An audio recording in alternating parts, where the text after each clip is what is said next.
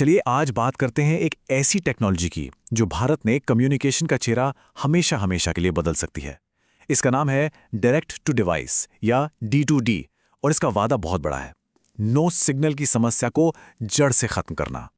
तो चलिए इस पूरी बात को समझने की शुरुआत एक ऐसी चीज से करते हैं जो हम सबको कभी ना कभी परेशान करती ही है।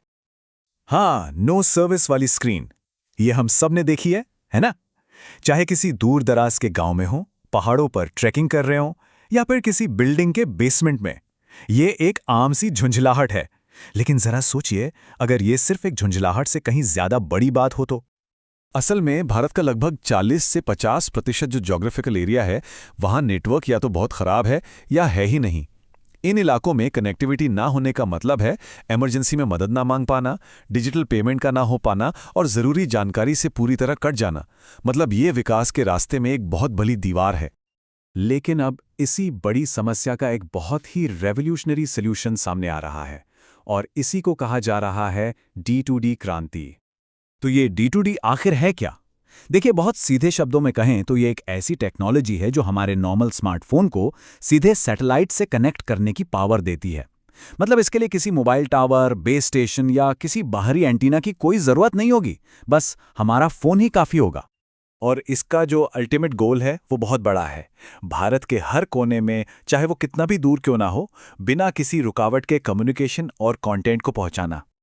अब इस क्रांति में एक और दिलचस्प बात है, वो ये कि ये एक नहीं बल्कि दो अलग-अलग रास्तों पर एक साथ आगे बढ़ रही है और दोनों की मंजिल एक ही है, सबको कनेक्ट करना।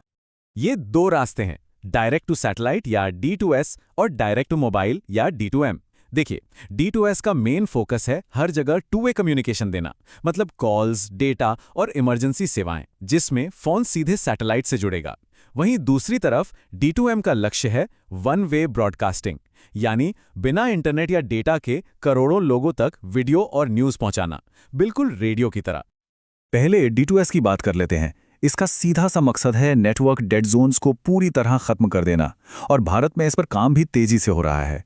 जैसे BSNL ने वायासैट के साथ टेस्टिंग की है, Vodafone idea east space mobile के साथ काम कर रहा है, यहाँ तक कि जियो और एयरटेल भी इलॉन मस्क की स्टारलिंक के साथ बातचीत में है। और एप्पल के नए आईफोन्स में तो ये सुविधा पहले से ही आ चुकी है।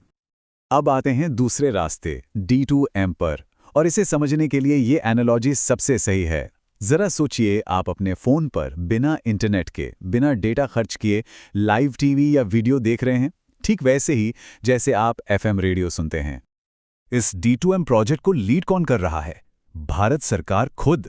और सबसे बड़ी बात यह है कि इसकी टेक्नोलॉजी पूरी तरह से स्वदेशी है, जिसे IIT कानपुर और सांख्या लैब्स ने मिलकर डेवलप किया है।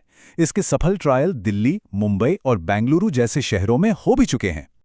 तो ये सब सुनने में तो बहुत कमाल का लगता है ना? लेकिन सवाल ये उठता है कि इसे असलियत में कैसे बदला जाएगा? तो इसके लिए भारत के पास एक पूरा मास्टर प्लान तैयार है। और हाँ, ये सिर्फ कोई हवाई बातें नहीं है। दूरसंचार विभाग ने इसे लागू करने के लिए एक पूरा फ्रेमवर्क तैयार कर लिया है और इस पर तेजी से काम चल भी रहा है। सरकार ने इस पूरे प्लान को लागू करने के लिए मोटे तौर पर 5 कदम तय किए हैं। पहला, ग्लोबल सैटेलाइट कंपनियों को भारत लाना ताकि बेस्ट टेक्नोलॉजी मिले। दूसरा, उस टेक्नोलॉजी को हमारी जियो, एयरटेल जैसी कंपनियों के साथ जोड़ना। तीसरा, स्पेक्ट्रम की कीमत तय करना, जो सबसे जरूरी हिस्सा है। चौथा, सर्विस की स्पीड और क्वालिटी के लिए स्टैंडर्ड्स बनाना। और पांचवा, इसे पूरे देश में फेज वाइज लॉन्च करने का एक पक्का प्लान तैयार करना। और ये सब कुछ दूर की बात नहीं है, बहुत जल्द होने वाला है। ट्रायल्स तो हो ही चुके हैं। उम्मीद है कि 2026 तक इसका कमर्शियल रोल आउट शुरू हो जाएगा और 2027 तक का टारगेट है कि ये पूरे भारत में अवेलेबल हो। तो चलिए, अब सबसे बड़े सवाल पे आते हैं, इस टेक्नोलॉजी का असल में हमारी जिंदगी पर और देश पर क्या असर पड़ेगा?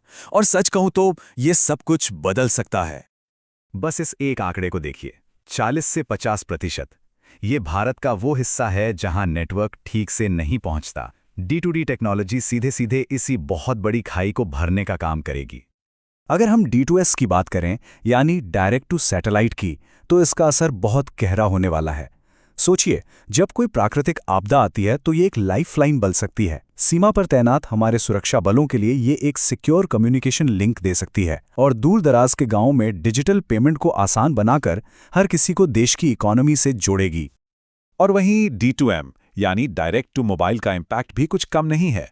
ये 29 करोड़ से ज्यादा फीचर फोन यूजर्स तक वीडियो कंटेंट पहुंचाएगा जिनके पास इंटरनेट नहीं है। ये मोबाइल नेटवर्क पर वीडियो स्ट्रीमिंग का बोझ कम करेगा, जिससे हमारी कॉल क्वालिटी और इंटरनेट स्पीड बेहतर होगी। और ये भारतीय कंटेंट क्रिएटर्स को सीधे लोगों तक पहुंचने का एक जरिया भी देगा।